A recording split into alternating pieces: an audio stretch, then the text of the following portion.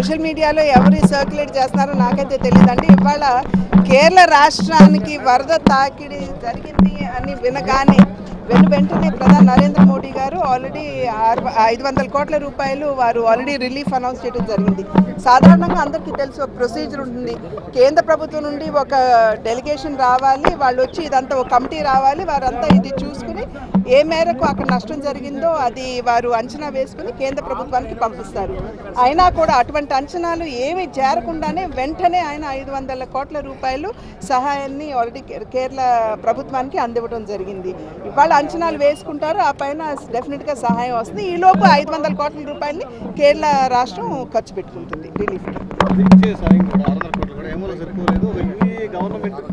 నేను అదే చెప్తున్నాను, ఒక ప్రొసీజర్ ఉన్నటువంటి విషయం అందరికీ తెలుసు. వెంటనే ఇప్పుడు యుఏఈ అంటే వాళ్ళ దగ్గర వాళ్ళు ఏ రకంగా ఇచ్చినా కూడా ఇవాళ సెంట్రల్ గవర్నమెంట్ డెఫినెట్గా దాని మీద కూడా డిసిషన్ తీసుకోవాలి, దాన్ని యాక్సెప్ట్ చేయాలా లేదా అని. ఇవాళ ప్రొసీజర్ ఉన్నటువంటి విషయం తెలుసు.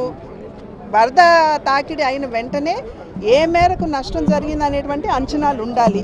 అటువంటి అంచనాలు దేనికోసం కూడా ఆగకుండా ఇవాళ ప్రధాని నరేంద్ర మోడీ గారు వెంటనే 600 కోట్లు ఇవ్వడం జరిగింది.